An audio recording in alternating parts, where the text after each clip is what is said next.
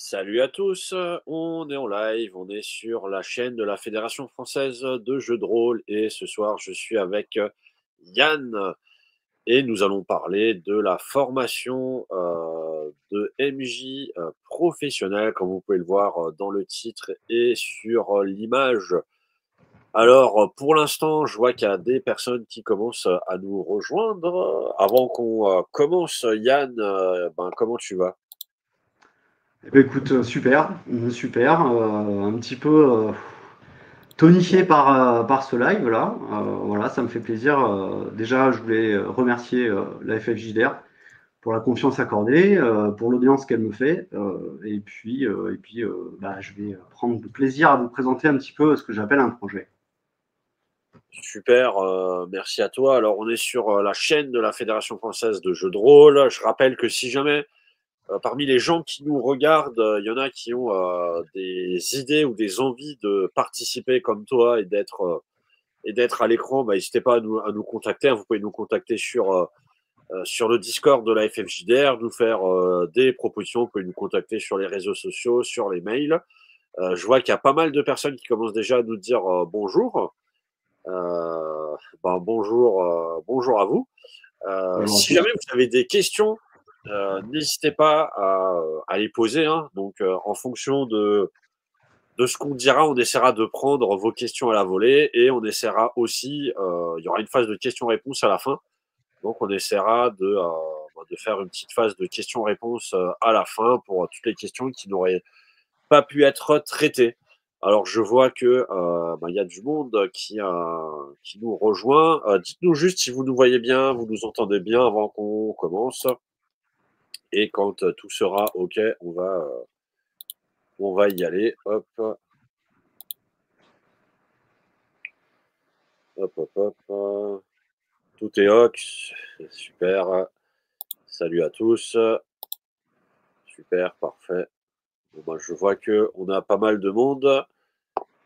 Alors, écoute, Yann, j'espère que tu vas bien. Bah J'espère que écoute, tu as passé un bon week-end. Hein. C'est vrai que normalement, pour ceux qui habitent en France de l'intérieur, vous avez eu un week-end de 3 jours. Et pour ceux qui habitent en Alsace-Moselle, vous avez eu un week-end de 4 jours. Vu que pour ceux qui ne le savent pas, en Alsace et en Moselle, vous avez le vendredi qui était aussi férié. Donc ça fait un jour de plus. moi Euh, je travaille aujourd'hui encore. c'est vrai? Ah, Ah je suis vraiment désolé. ah Alors, non, non, j'aime écoute, ça moi. je te propose qu'on commence par la petite question un peu habituelle, la présentation de Yann, donc de toi-même. Voilà, pour ceux qui nous regardent, est-ce que tu peux nous dire un petit peu plus qui es-tu, quel est ton parcours et qu'est-ce qui t'a donné envie de te lancer sur ce projet de formation de MJ professionnel? Alors, je vais essayer de faire court. Je suis issu d'un parcours très pluridisciplinaire, donc j'ai 46 ans dans quelques temps, le 13 mai. Je suis passé par la recherche, l'industrie, le commerce, la production, la logistique, et j'ai fini par arriver sur la thématique du conseil et de la formation professionnelle en 2018. J'ai obtenu un titre pro de formateur professionnel d'adulte en 2020. Et depuis lors, je suis formateur en commerce, management, communication. Et il y a il y a bientôt un an, puisque ça s'est fait aux alentours de mon anniversaire de l'année dernière, j'ai été pris par un doute subi de me dire et si ça existait MJ Pro. J'étais encore un peu candide. Je ne savais pas qu'il y avait déjà des MJ qui vendaient leurs prestations. Et alors le pourquoi du MJ Pro, surtout, c'était de me dire j'en ai assez, parce que c'est tout en moi qui me tape le MJ. Enfin, sans mauvais jeu de mots, c'est moi le MJ, c'est moi qui prends le rôle du MJ.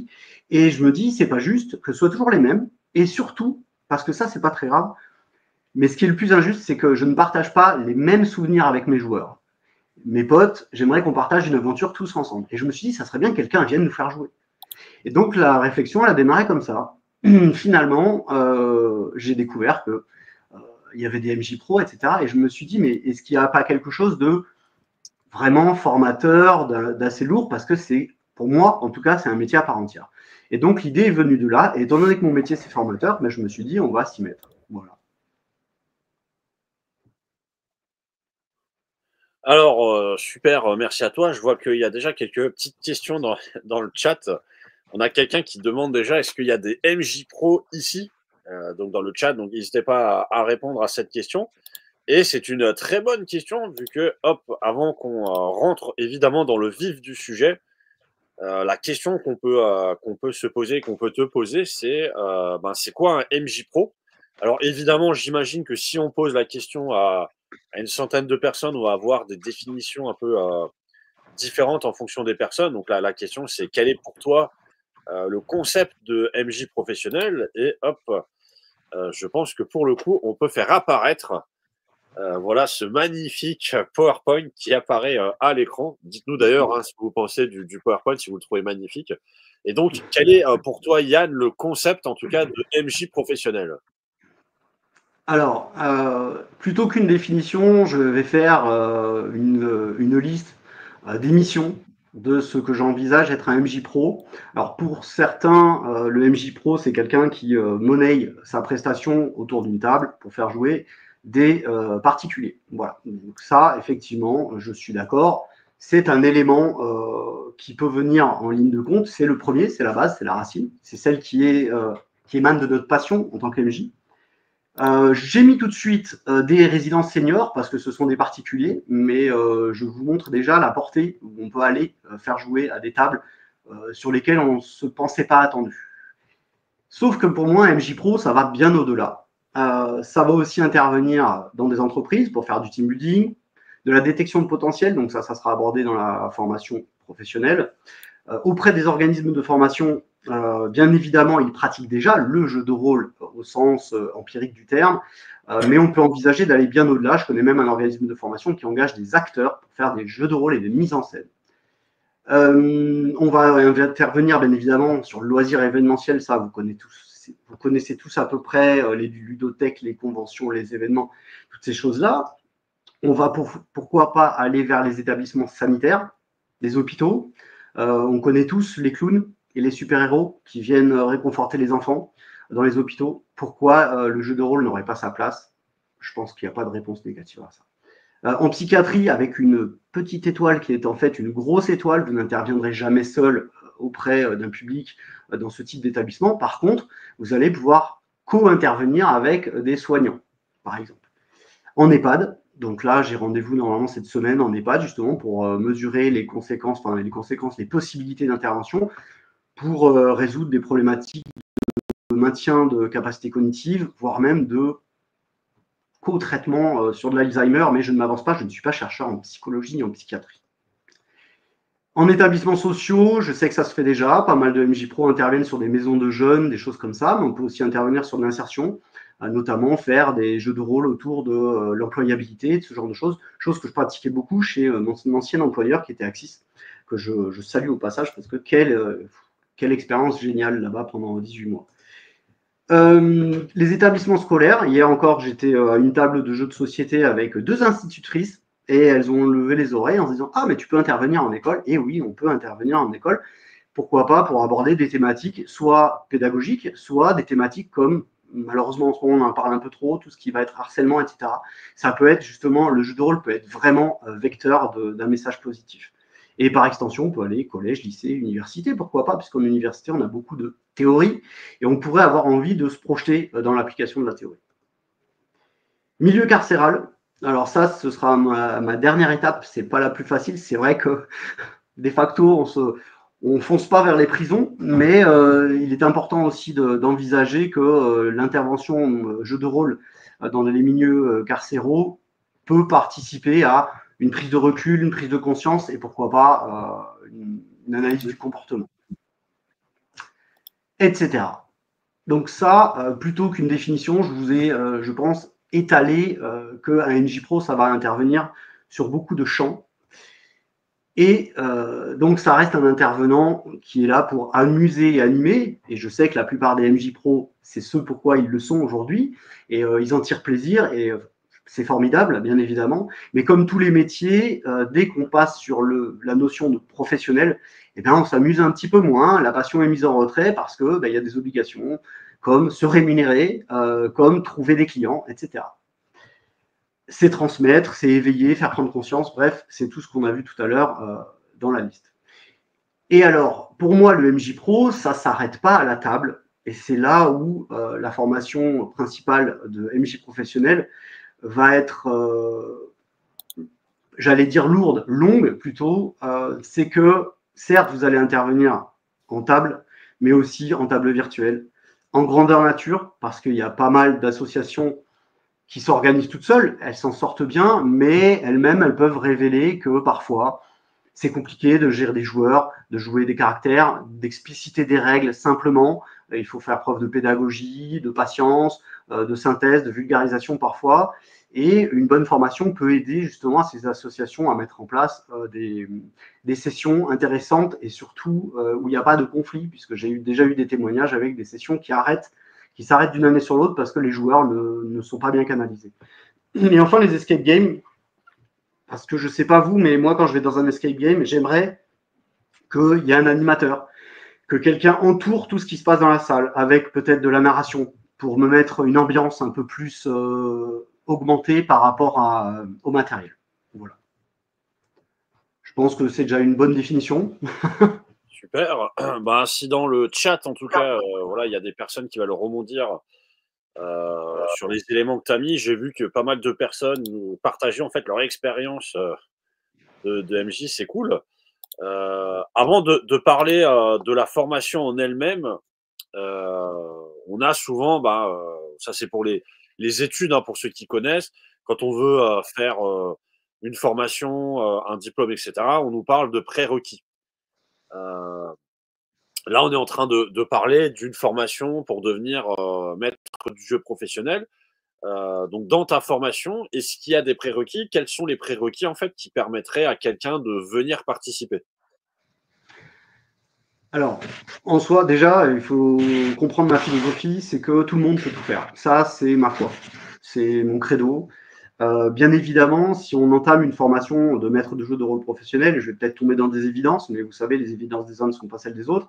Les prérequis vont être relativement simples, mais il faut savoir lire, écrire. Euh, il faut également avoir certaines bases en informatique si vous voulez attaquer la partie table virtuelle. Après, on est vraiment sur des bases et je pense que tout un chacun, en tout cas la plus grande majorité des personnes, peuvent postuler à ce type de formation sans avoir de soucis particuliers à se faire. Voilà. Alors, je vais prendre une question qui nous a été posée dans le chat, vu que ça rebondit sur ce que tu as dit. Donc, il y a San Sti. Pourquoi inclure le gène et les escape games dans ta définition du MJ professionnel? J'ai envie de dire pourquoi pas, mais ça serait un peu facile. Alors, ce qu'il faut comprendre, alors je vais déborder sur la suite, mais si on parle de MJ professionnel, on parle d'une situation qui va vous rémunérer. Et vous l'avez compris, tout le monde ne fait pas du jeu de rôle aujourd'hui. Euh, il va falloir diversifier l'offre.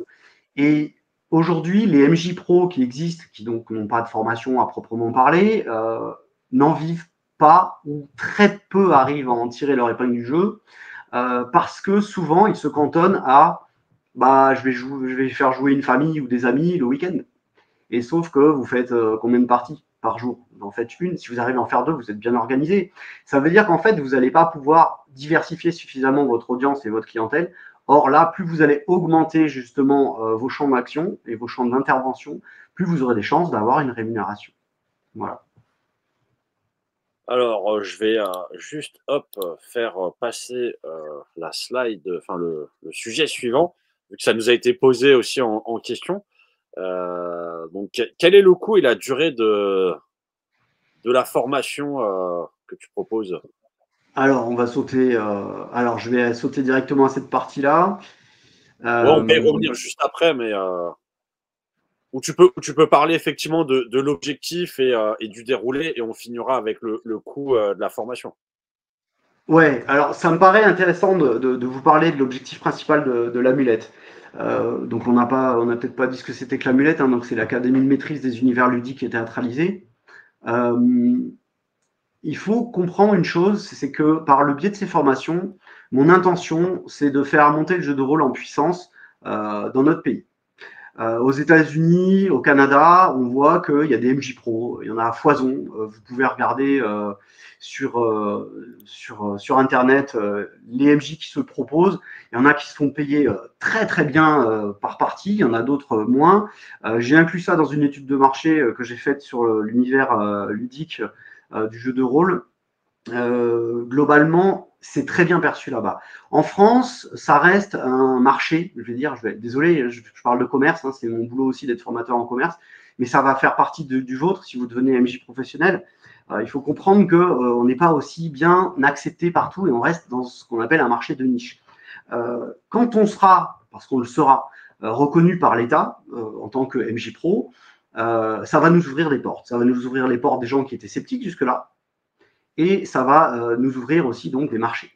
Alors, mon objectif, alors pour rappel, on ne l'a pas précisé, mais moi aujourd'hui je suis formateur individuel indépendant, donc je suis en micro-entreprise, comme beaucoup de MJ Pro d'ailleurs. Je mets toutes mes billes dans ce projet. C'est-à-dire qu'en fait, la reconnaissance du métier, ça passe par un parcours du combattant.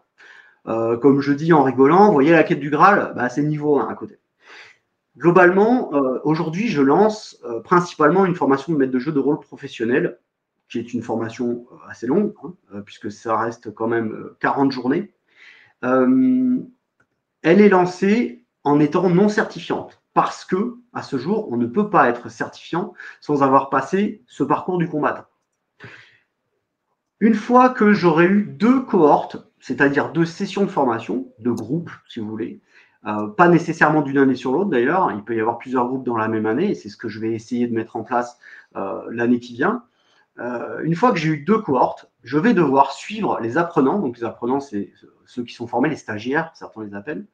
Je vais devoir les suivre pendant 6 à 12 mois pour mesurer leur capacité à générer du revenu, à trouver, à intégrer des entreprises, pourquoi pas, parce que bien évidemment, si on commence à rentrer dans ce jeu-là, des escape games peuvent se dire tiens, pourquoi pas un MJ Pro pour animer, une ludothèque, pourquoi pas employer des indépendants, etc., etc. Donc, rémunération et taux d'insertion professionnelle. Derrière, je vais devoir créer un dossier de demande de certification au Registre national de certification professionnelle, le RNCP, auprès de l'organisme France Compétences, qui régit toutes les certifications officielles reconnues par l'État. Suite à ça, je fais une demande.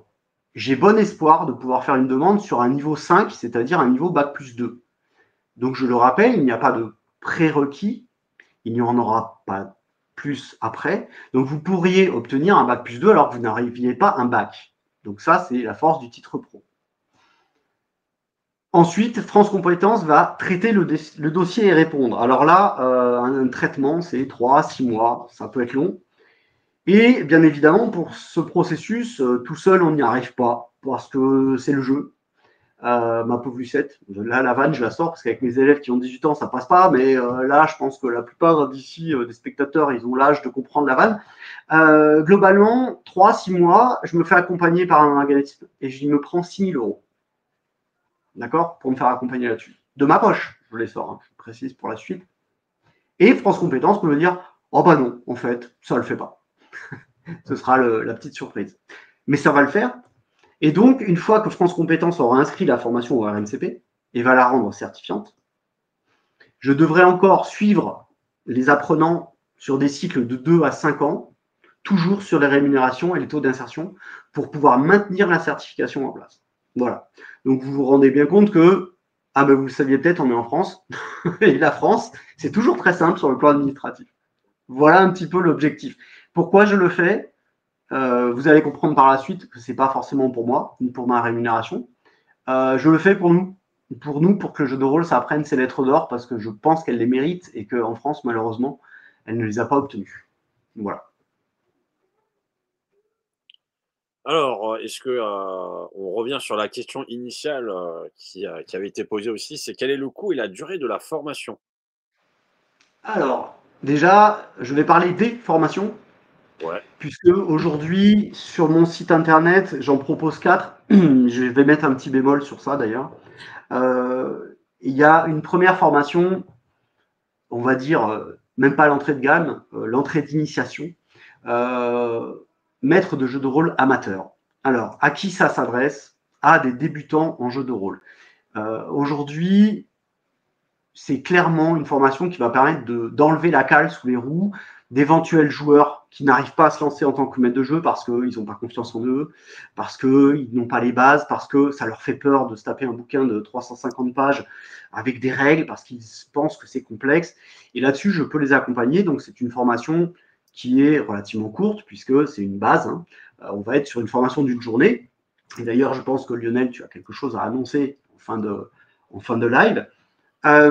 Donc, cette formation, c'est 10h30, c'est-à-dire une journée de formation et une évaluation de 3h30. Alors, je ne rentre pas dans les détails, vous irez voir sur mon site si vous en avez envie, pour voir les détails en termes de temps et de tarifs sur celle-ci.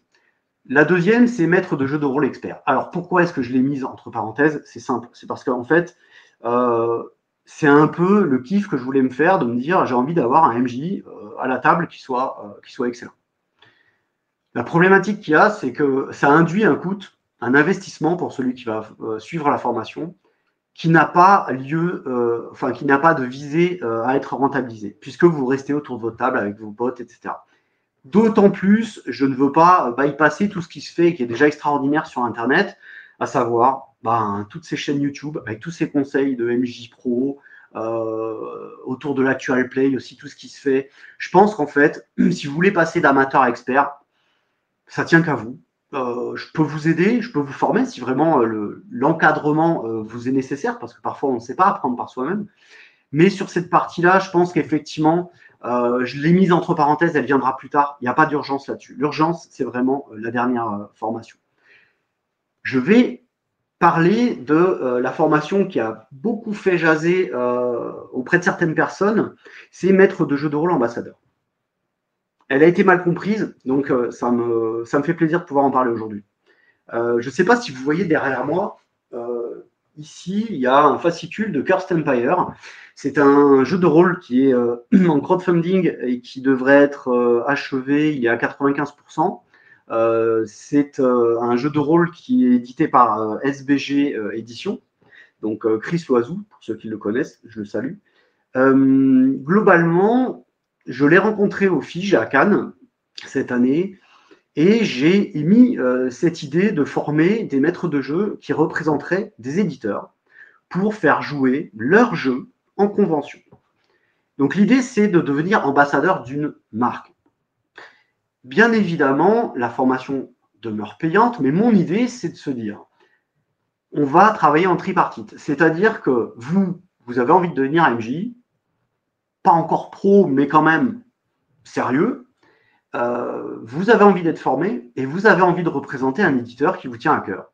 Et l'éditeur a besoin de vous pour faire la promotion de son univers. Vous avez peut-être tous été en convention et vous avez peut-être, j'espère pas tous, mais moi encore, il y a une semaine, j'étais en convention vers chez moi, j'ai eu un MJ, ça a été catastrophique. Vraiment, et là, catastrophique, vraiment, je mâche mes mots. Après, j'en veux à personne parce que parfois, on est jeté dans l'arène, on n'est pas prêt. Voilà. Mais ça ne devrait pas arriver quand vous êtes éditeur parce que vous savez bien que la première impression, c'est souvent la bonne. Et si vous avez été déçu par l'initiation JDR, vous avez un biais cognitif qui dit ah, c'est le jeu de rôle qui est pas bien. Et du coup, l'éditeur, il est lésé. Il peut pas faire son audience auprès du public et donc il a du mal à placer son produit. Donc je me suis dit pourquoi pas avoir vraiment une formation qui va permettre à l'individu de devenir MJ intervenant sur des conventions, des festivals, etc.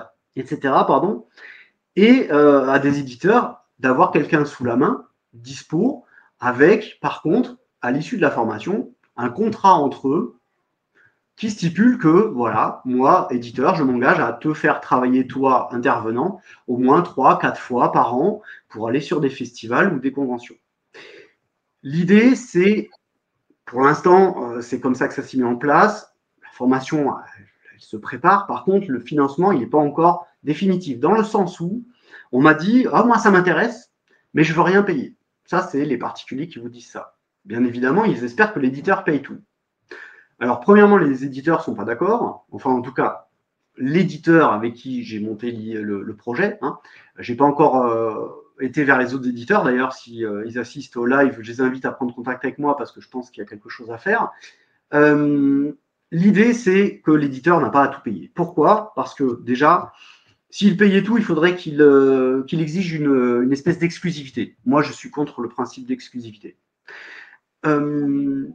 Secondo, on sait, alors je pense qu'on est pas mal de l'univers de la formation ici, on sait que quand les gens ne payent rien, ils ont une implication qui est somme toute relative. On l'a vu récemment sur le biais du compte personnel de formation, où les personnes qui s'engagent sur un parcours de formation ont ce qu'on appelle maintenant un reste à charge. Alors, il est faible, hein, c'est 123 €. D'ailleurs, il augmente tous les ans, hein, il est indexé sur, sur l'inflation.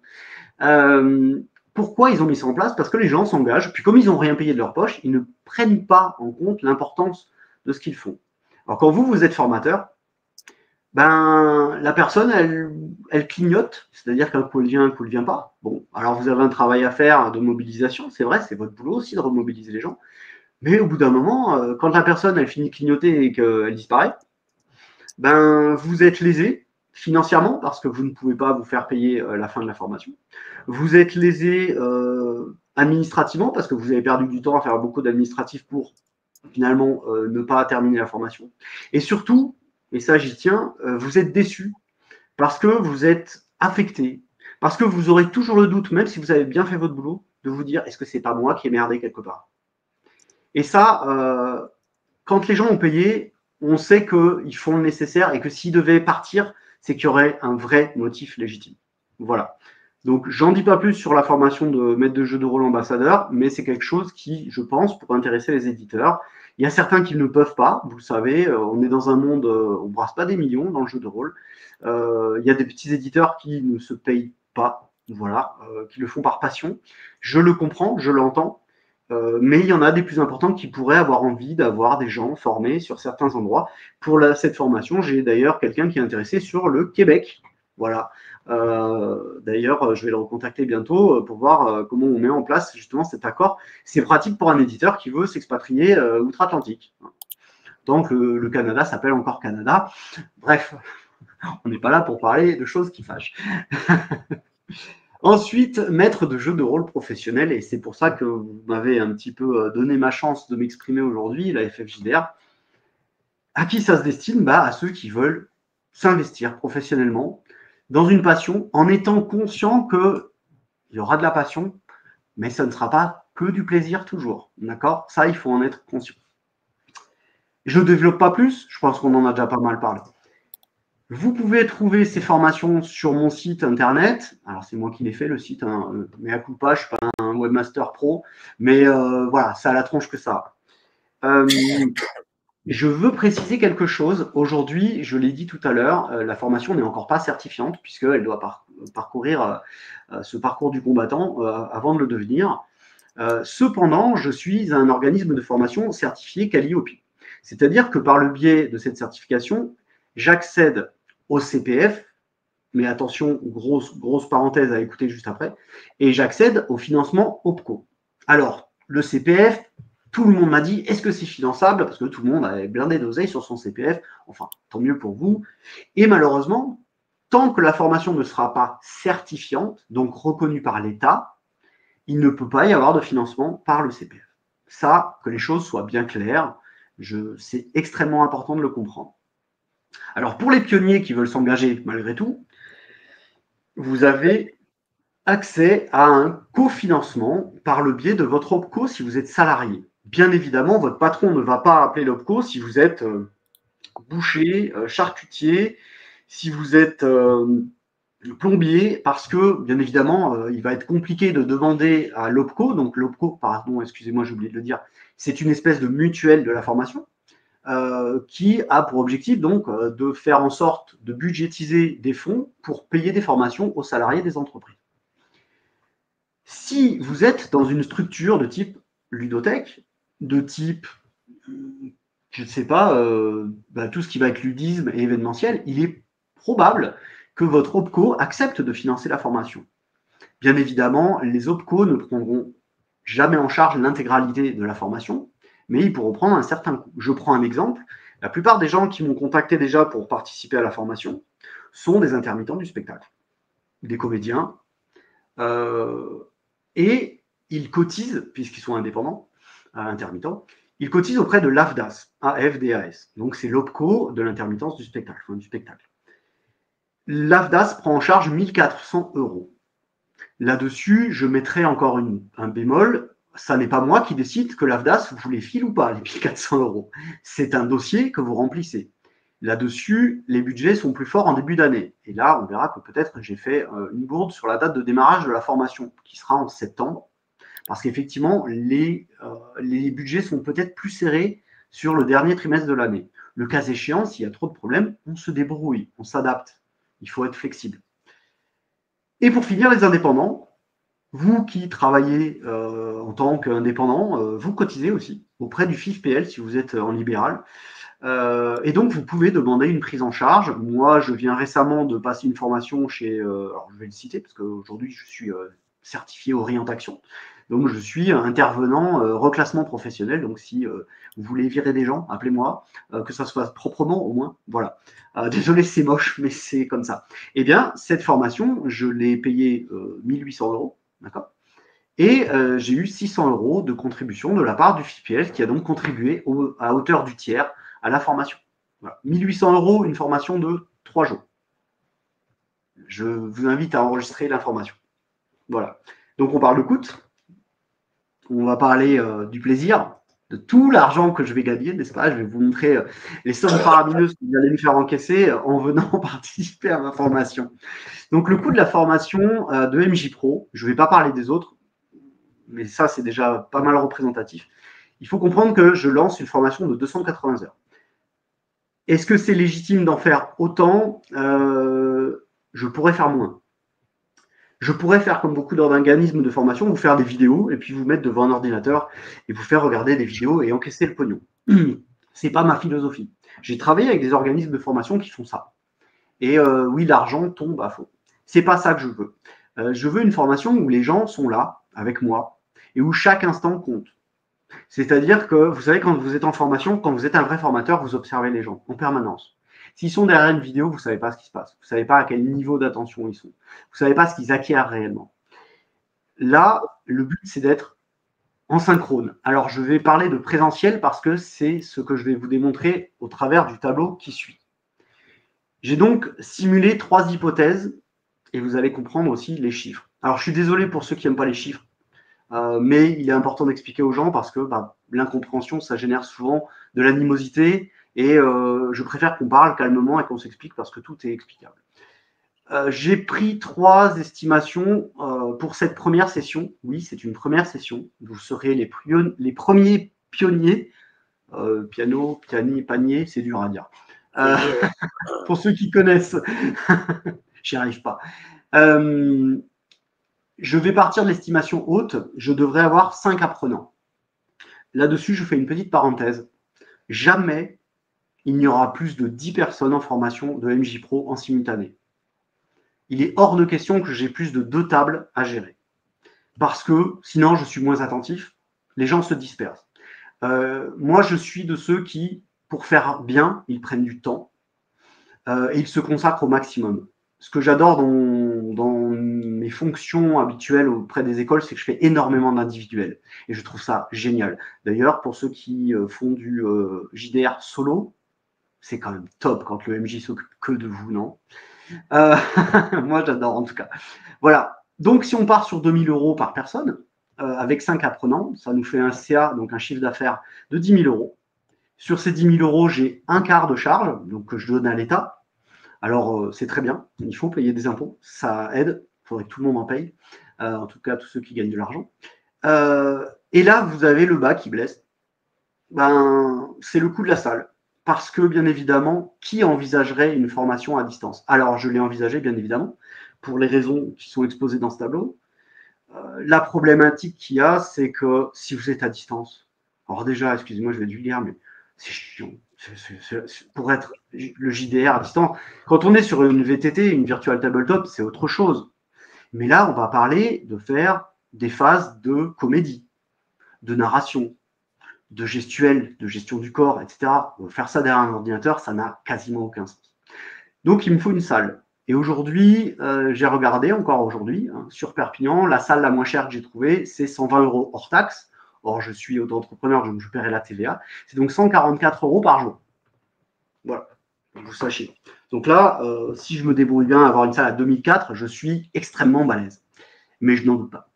Je vais avoir des achats parce que ça serait bien d'avoir quelques costumes, quelques figurines, n'est-ce pas? Vous le savez, il y a du matériel dans le jeu de rôle. Donc, effectivement, il y aura. Alors, je pars sur une hypothèse de 500 € d'achat, ce qui me laisserait à moi 4 620 € pour 2 mois de travail, enfin, pour 2 mois d'intervention, pardon. Donc, 2 310 mensuels, ça me fait du 16,50 € de l'heure. C'est, d'après moi, pas outrageant pour quelqu'un qui a 2 bacs plus 2, un bac plus 3 et qui va se donner corps et âme à la chose. Et ça, c'est l'hypothèse haute. Et je pense qu'on sera plutôt sur l'hypothèse basse, où je tombe à 5 € de l'heure net. Je ne pense pas qu'il y ait beaucoup de gens qui travaillent à ce prix-là. Et si je le fais aujourd'hui, d'accord, je vous mets le petit visuel des graphismes, voilà. Si je le fais aujourd'hui, c'est parce que je peux le faire et que je me dois de le faire pour la communauté et pour faire avancer la quête de la certification du jeu de rôle. Voilà. Alors bien évidemment, par la suite, si ça devient certifiant, les choses pourront effectivement se débloquer, etc. J'en profite, Lionel, je m'excuse, je parle beaucoup. Oui. Je réponds à une question qu'on t'a peut-être posée dans le chat, mais qu'on m'a déjà posée préalablement. C'est justement de savoir déjà combien de personnes je veux former en tout. Il est hors de question que je forme plus de 30 personnes par an, parce que si on noie le marché tout de suite, il n'y aura pas de boulot pour les gens, donc aucun intérêt. Une autre information pour les MJ Pro qui existent aujourd'hui et dont certains m'ont accueilli en interview, ils savent que quand ça deviendra certifiant, j'ouvrirai les portes de la validation des acquis de l'expérience, c'est-à-dire de faire reconnaître leur expérience pour qu'ils obtiennent le diplôme. Ensuite, bien évidemment, le coût, il évoluera quand ce sera certifiant parce que vous accéderez à ce moment-là au CPF. Voilà. Alors, j'en profite juste pour. Je vois qu'il y a juste quelques questions qui sont assez intéressantes. On a quelqu'un qui demande, il y a un hébergement, si c'est en présentiel, il faut habiter là-bas? Et oui, ça, c'est la problématique. Alors, si je vous parlais de mon grand fantasme initial sur lequel j'achetais un bâtiment pour héberger, et c'est ce que j'aimerais faire à terme, j'ai même regardé, alors je ne l'ai pas précisé, c'est vrai, j'habite à Corneilla-de-Conflans, un petit village au-dessus de Prades, dans les Pyrénées-Orientales. Je suis au pied de la montagne emblématique des Catalans, qui est le Canigou. Alors effectivement, je ne suis pas au centre du monde, je suis à 50 km du centre du monde, pour ceux qui connaissent Perpignan, et Dali qui a dit que Perpignan et la gare de Perpignan étaient le centre du monde. Je suis très excentré. Je vais bien évidemment faire en sorte de faire une formation sur Perpignan. Je vais éviter de vous faire monter à la montagne. Mais le cas échéant, effectivement, ce serait nécessaire pour vous d'être hébergé sur place. Et je sais que c'est un problème. Alors maintenant, à votre bon cœur, monsieur, dame, si quelqu'un veut sur Lyon me fournir une salle ou même me faire payer une salle à des prix abordables, on peut envisager de le faire sur Lyon aussi. Je ne suis pas chauvin, je ne compte pas le faire chez moi forcément. J'avais donc pour projet, et ça viendra parce que je le ferai si ça fonctionne, d'acheter un bâtiment pour faire un organisme de formation avec internat. Juste au-dessus de mon village, il y a un village qui s'appelle Vernay-les-Bains et il y avait une ancienne église à vendre, enfin une église moderne hein, quand même. Et j'avais de quoi faire les 10 chambres en bas, mais malheureusement, zone inondable, compliquée, etc. Et puis, investissement, vous avez vu ce que ça rapporte. Donc, il va falloir que le projet soit viable et donc d'abord que ce soit certifiant. Voilà. Mais donc, je suis désolé, oui, malheureusement. Alors, il y a des prises en charge d'hébergement pour les formations à la condition que ce soit certifiant, encore une fois. Donc, on est encore une fois dans le chat qui se mord la queue. Mais ça viendra. Et je sais que les premiers seront des courageux et on fera en sorte que ça marche pour eux et qu'ils aient du boulot et on fera en sorte que ça soit bien. Voilà. Alors, donc tu nous as un petit peu présenté le concept, le prix. Là, tu es tout seul, mais est-ce que il y a d'autres intervenants que toi, en fait, sur le projet? Ben, Lionel, je crois que le tableau qui est devant nous, il répond un petit peu à la question. Malheureusement, sur ces premières sessions, alors je suis en attente quand même de réponses de certaines personnes que vous connaissez peut-être, et je pense pas que ça leur fasse du mal que je dise leur nom. Je pense à MJ Célène, je pense à Julien Léon, qui est formateur aussi, surtout sur la partie Escape Game. Des gens qui m'ont prouvé par leur démonstration qu'ils étaient excellents dans ce qu'ils faisaient.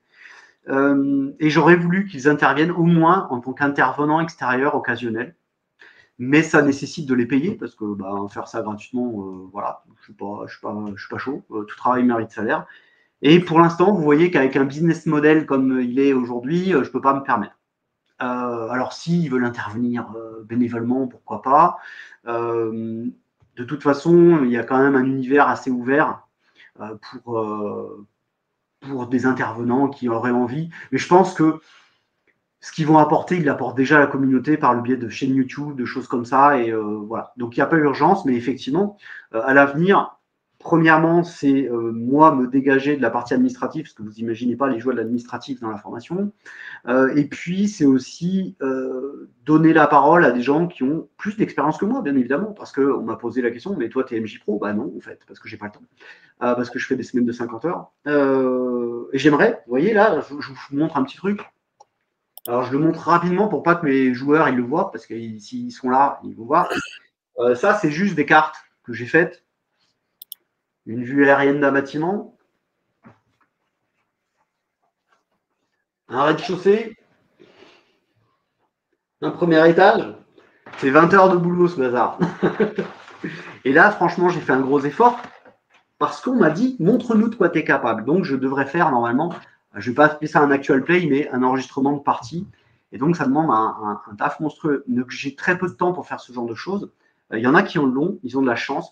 Moi, aujourd'hui, j'interviens auprès d'autres organismes de formation et donc j'ai peu de temps. Voilà, globalement, pour la chose. Je voulais aussi qu'on illustre en termes de tarifs tout à l'heure, Lionel, si tu veux, je montrerai quelques exemples pour ceux qui demeurent encore un petit peu circonspects à l'idée de payer 2 000 euros. Je montrerai des exemples de formations professionnelles qui ne sont pas certifiantes et qui sont largement plus chères. Voilà. Alors, on a une question juste par rapport justement aux intervenants. Est-ce que la qualité des intervenants fera monter le prix? Être formé par une personne que les gens connaissent comme un YouTuber, c'est un super avantage sur le CV. Alors, bon, déjà, ça, c'est une perception subjective. Encore faut-il que ce fameux YouTuber il soit connu de la personne à qui vous allez proposer vos services. Effectivement, ça peut être une question centrale. Euh, Quand on s'engage sur un prix en formation, on n'a pas le droit d'augmenter le prix comme ça. D'une session sur l'autre, on pourrait. Bien évidemment, si il y a des grands noms qui venaient intervenir dans la formation, peut-être que ça jouerait, mais c'est pas l'objectif. Je vous l'ai dit, le coût montera inéluctablement dès que la certification sera faite. Le coût montera parce que les financements seront beaucoup plus présents. Il faut comprendre que une formation certifiante prise en charge par la région, ça va être une formation de 6 mois, ça peut être 16 000 euros par exemple. Idéalement, moi, 280 heures, c'est pas mal. Je visais les 400 heures au tout début. Alors vous allez me dire, waouh, c'est n'importe quoi. Le problème du jeu de rôle, c'est qu'il faut le faire pour expérimenter la compétence. Et vous le savez, ça prend du temps. Et donc, oui, il y a beaucoup d'ateliers qui seront mis en place, donc ça prend du temps. Alors, quant aux intervenants, ce sera à eux aussi d'être raisonnables. Vous le voyez, en l'état actuel, le projet, je ne peux pas me permettre de payer 200 euros de l'heure des intervenants youtubeurs, qu'ils soient youtubeurs ou pas d'ailleurs. Néanmoins, si les choses démarrent, j'espère cristalliser, fédérer un petit peu l'univers du jeu de rôle autour de cette formation pour qu'on monte en compétence. Mais je le rappelle, on ne va pas former la terre entière, ça n'est pas possible, ça n'est pas viable à ce moment-là. Et je ne veux pas non plus aller mettre des MJ Pro là où il y a déjà des MJ Pro qui sont installés. Donc on va essayer de segmenter le territoire en fonction de ça. Et je rappelle donc que les MJ Pro qui sont déjà installés, ils peuvent se rapprocher de moi pour envisager une VAE dès que ce sera certifié. Voilà. Alors, t'en as un petit peu parlé avant, mais on va juste revenir dessus. Reçoit-on un diplôme à la fin Alors, moi, je vais poser la question doublement, vu que tu en as parlé avant. Donc, effectivement, quand tu auras la certification, il y a forcément un diplôme slash parchemin, vu qu'en France, ça s'appelle un parchemin. Mais est-ce que, à l'issue des premières formations, les gens qui participeront auront quand même le droit d'avoir un magnifique document qui dise qu'ils ont fait la formation? Alors, merci pour la question. Le mot diplôme en soi, il n'a pas de, il a pas de sens officiel, sauf si c'est un diplôme reconnu par l'État. Donc, si vous voulez, d'ailleurs, Lionel, je pense que tout à l'heure, dès que je vais finir, je vais t'envoyer un magnifique diplôme du meilleur animateur Twitch. Voilà, vous avez compris, c'est une joke, mais globalement, un diplôme, ça ne veut pas forcément dire grand-chose. Si vous voulez qu'il y ait marqué diplôme de maître de jeu de rôle professionnel, ce sera marqué. Nous, dans le métier de la formation professionnelle, on appelle ça une attestation de fin de formation. C'est beaucoup moins sexy, je l'entends. On peut écrire diplôme et on peut mettre un sous-titre attestation de fin de formation qui atteste que vous avez reçu les enseignements et validé les évaluations de la formation. Bien évidemment. Après, ce sera effectivement, comme tu l'as dit, plus classe d'avoir un parchemin qui vous arrive, si c'est un titre pro, du ministère de l'Emploi directement, avec marqué titre professionnel, maître de jeu de rôle professionnel.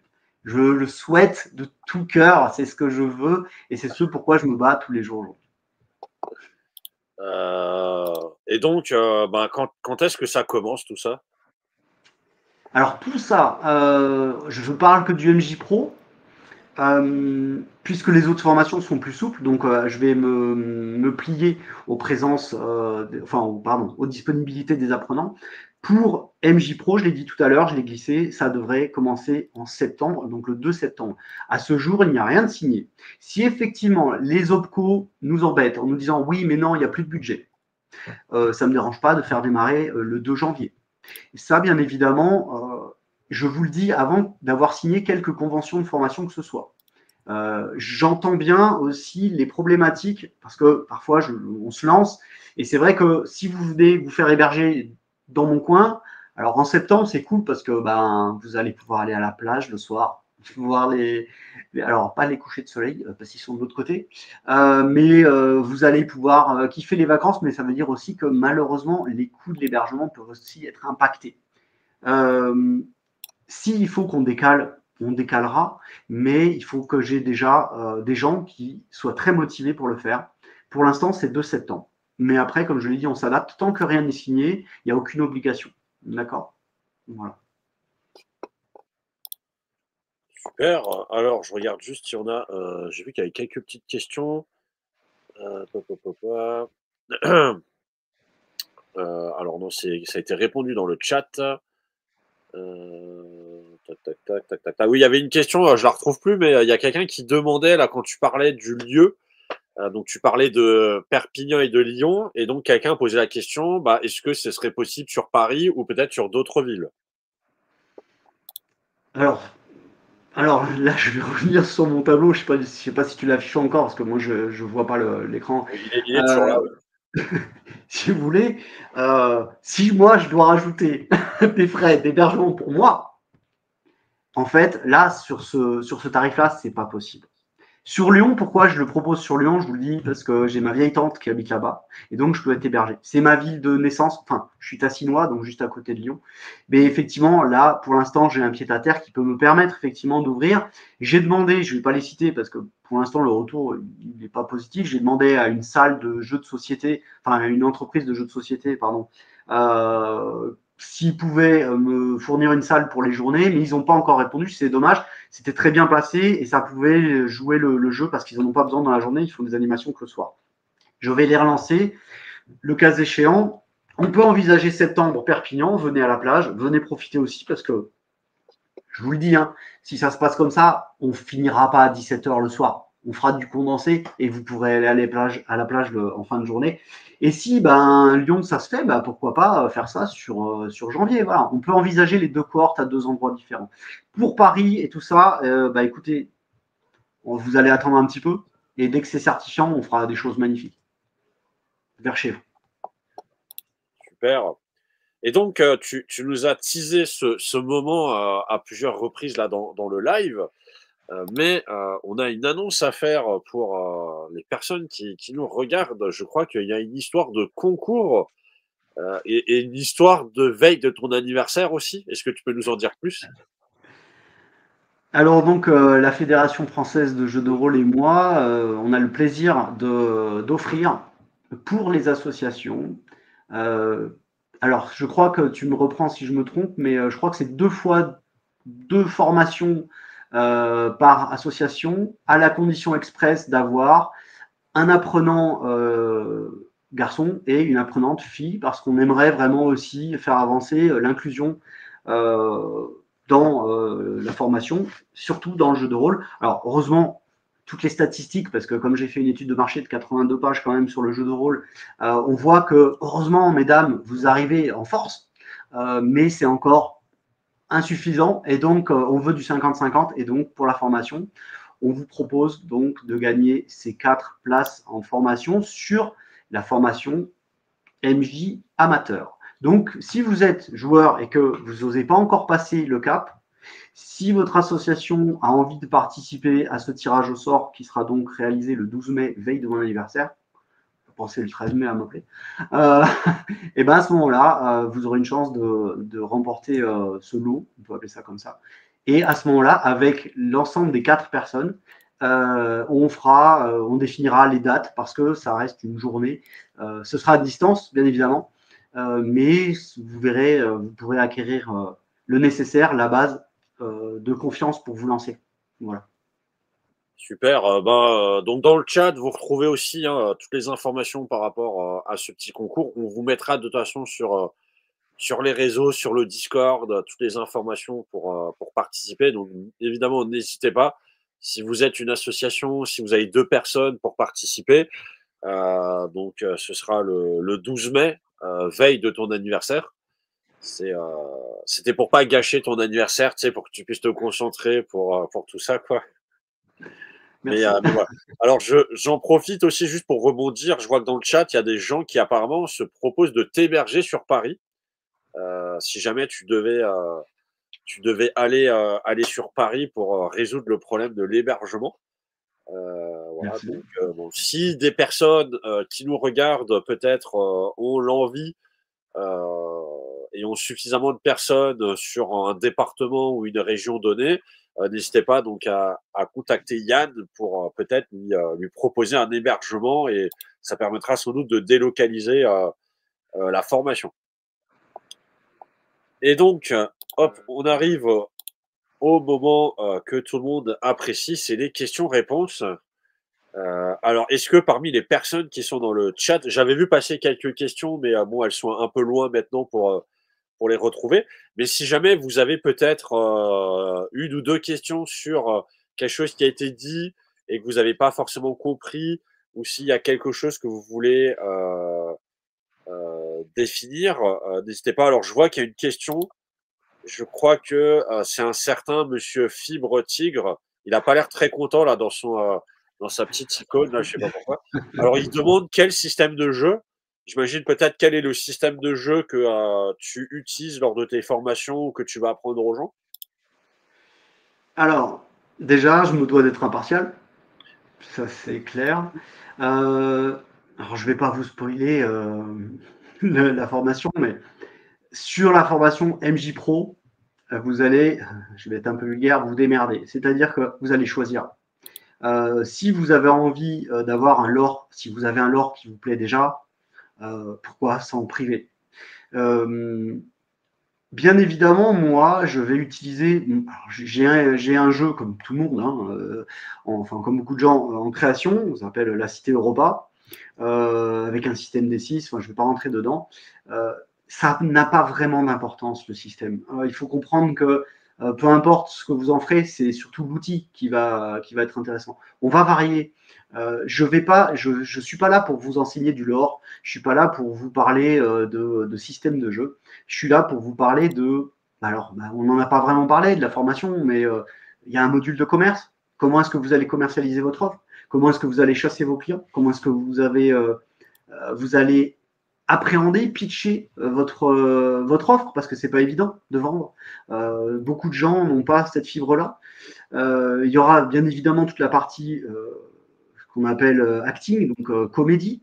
Vous aurez également une partie gestion de groupe, et puis une partie responsabilité sociétale des entreprises, parce qu'aujourd'hui, on ne peut pas passer à côté.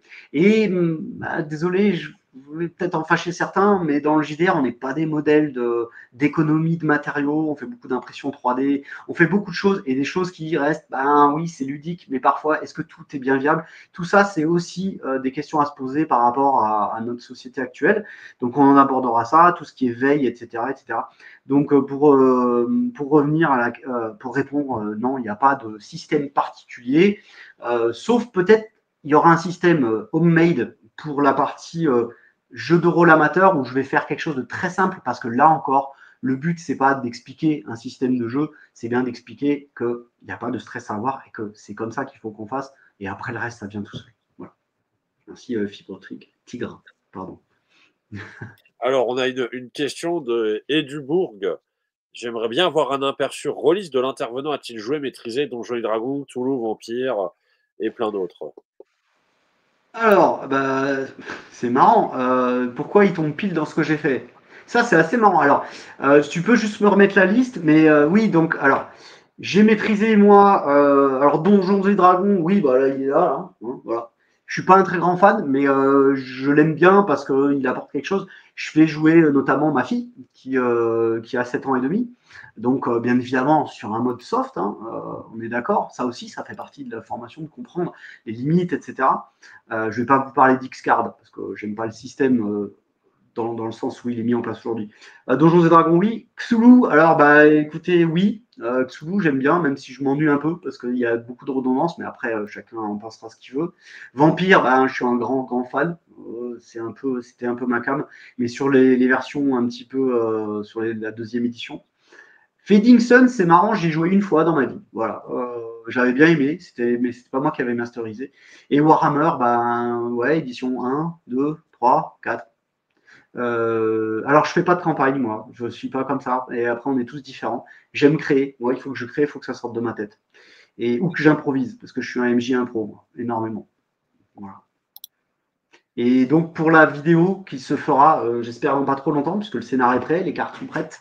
Ce sera sur mon univers de jeu de rôle, donc du cyberpunk, un peu fantasy. Voilà.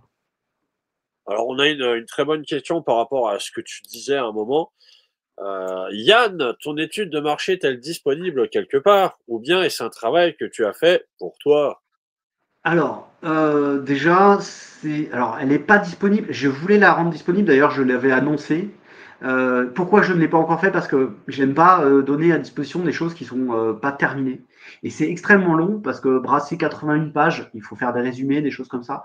Cependant, il n'y a rien de secret. Je peux vous balancer les choses. J'ai demandé aux personnes qui sont citées dedans leur accord pour y apparaître. De toute façon, il n'y a aucun propos ni quoi que ce soit qui soit dommageable à qui que ce soit. Mais dites-vous simplement qu'il y a des informations qui tournent autour de, je ne sais pas si vous savez, il y a le Tiaz qui avait fait des analyses sur le jeu de rôle. Il faisait une analyse tous les 4 ans. Donc j'ai compilé ça, j'ai compilé pas mal de choses, alors des choses un petit peu vieilles, des choses qui datent de 2011, de voire même 2006, 2007.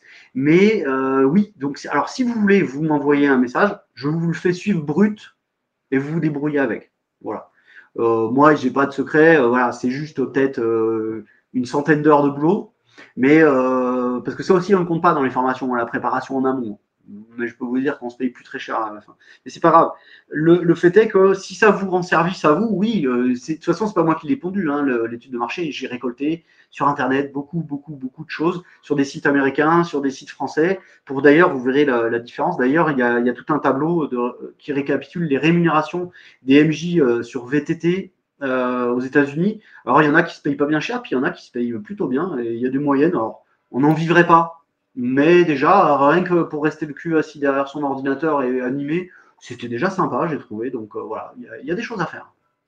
Alors, on va prendre la dernière question de la soirée, qui est pas mal. As-tu des contacts avec des éditeurs? y a-t-il des éditeurs qui t'ont parlé de forme active de la problématique des animateurs? Point d'interrogation. Alors, bah, celui que j'ai cité tout à l'heure, donc Chris Loiseau, donc le dirigeant de SBG Édition. Après, les éditeurs, bon, maintenant peut-être qu'ils verront ce replay, ils vont peut-être venir me voir. J'aurais pas couru après encore, euh, parce que les seuls auxquels j'ai eu accès pour l'instant, bah, je vais parler d'Odonata, qui est dans les Pyrénées-Orientales, donc dans mon département. Ben, quand on a échangé, il m'a dit bah, moi j'aimerais bien, mais ils payent simplement l'édition, en fait. C'est-à-dire qu'aujourd'hui, ils n'ont pas de rémunération suffisante pour payer des intervenants. Et de plus, c'est souvent les auteurs eux-mêmes qui vont faire l'animation. Donc dans ces cas-là, pour les petits éditeurs, ils s'entendent bien que ça va être compliqué, pour l'instant en tout cas, d'abonder sur ce type de prestations. Cependant, alors je l'ai entendu dire aussi, les éditeurs, ils ont déjà leurs intervenants aujourd'hui. Pas question de les enlever, hein, c'est très bien. Hein. Cependant, s'ils en voulaient des nouveaux, ils pourraient envisager ce type de choses pour garantir des résultats, parce que les problématiques qui ont été remontées, c'est pas toujours du mastering, c'est parfois l'accueil du public, dans le sens comment j'accueille les personnes, le relationnel, et puis finalement, vous êtes là pour faire quoi? Ah oui, vous faites jouer, mais en fait, vous êtes là pour vendre. Et ça aussi, c'est trop souvent ignoré dans la prestation. Voilà. Super. Alors, Et ça ça fait, va se euh, développer. ça fait 1 heure qu'on est en live. Je sais pas si tu as vu le temps passer. Non. Quand je parle, ça passe. J'ai juste pas montré les chiffres. Alors, juste, bon, je sais pas si ça vaut la peine, je montre les chiffres d'autres formations pour répondre définitivement aux questions sur les coûts. Bah, tu peux Euh, nous montrer rapidement tes chiffres. Rapidement, vous voyez, une formation narration, c'est pas certifiant, 93 heures, 3200 €. Des ateliers théâtraux, je reste un peu dans la thématique, hein, 35 heures, 800 à 1800 €. Et puis, animateur de jeu, donc chez FM2J, 48h50, 2447 par OCO et 1428 sur financement perso. Donc, vous voyez, finalement, c'est pas déconnant. Et moi, j'ai pas encore leur structure. Donc, je le dis, je ne veux pas me victimiser, mais je le fais, c'est pas pour moi. C'est pour nous tous. Voilà. Bah, super. Merci à toi. Bah, on arrive à la fin du live. J'espère en tout cas que bah, ça vous a plu. Euh, Si jamais vous avez des questions, bah, comme dit, n'hésitez pas à nous contacter sur les réseaux, n'hésitez pas à venir sur le Discord de la FFJDR et nous poser des questions. Si parmi ceux qui nous regardent, il y en a qui ont envie de participer, de présenter leur association, leur jeu de rôle, leur projet, bah pareil, vous pouvez nous contacter et on peut, comme ce soir, vous faire participer en live. On était quand même sur un pic de quasiment 60 personnes ce soir. Donc c'est vraiment pas mal. Merci à tout le monde. Le live, pour rappel, il sera en replay sur la chaîne Twitch pendant 2 semaines, sur Facebook pendant 30 jours, et vous le retrouverez ad vitam aeternam sur YouTube, jusqu'à ce que YouTube disparaisse. Voilà. Et ben, si vous avez, comme dit, des suggestions, n'hésitez pas à nous contacter. N'oubliez pas, le 12 mai, donc la veille de l'anniversaire de Yann, on aura le tirage au sort pour les personnes qui vont pouvoir gagner bah, une formation de MJ. Donc, pareil, hein, si vous êtes une association, que vous avez un homme et une femme qui veulent se développer, ben, n'hésitez pas à les proposer. Et merci à toutes les personnes qui nous ont regardés, qui ont posé des questions. Il y a eu pas mal de questions. Il y a eu beaucoup de personnes qui discutaient entre elles aussi hein, sur le chat. Vous avez le droit. Et donc Yann, avant qu'on se quitte, est-ce que tu as un petit mot de la fin pour les personnes qui nous regardent? Ouais, j'ai un petit mot, ouais. Je pense que dans votre vie, si vous avez la chance de découvrir quelle est la quête de votre vie, que vous soyez seul, que vous soyez accompagné, que vous n'ayez aucun opposant ou qu'il soit légion, vous devez d'accomplir cette quête. Parce que vous le devez à vous, à personne d'autre. Et ça, c'est extrêmement important. Voilà, c'est tout ce que j'avais à dire. En tout cas, merci à la FFJDR Et super, merci Lionel, tu es un super animateur. Merci de m'avoir mis en confiance, j'étais un peu Merci à stressé. toi, merci à toutes les Super. personnes qui nous ont suivis. On se retrouve pour un prochain live. Et donc, pour toutes les personnes qui sont intéressées de participer, voilà, n'oubliez pas que notre chaîne Twitch est à disposition de tout le monde. Donc, il suffit simplement de nous contacter et on verra quand est-ce qu'on peut passer. Moi, je vous remercie. Je vous dis bon lundi, bonne semaine et ciao, ciao à tout le monde. Merci. Ciao.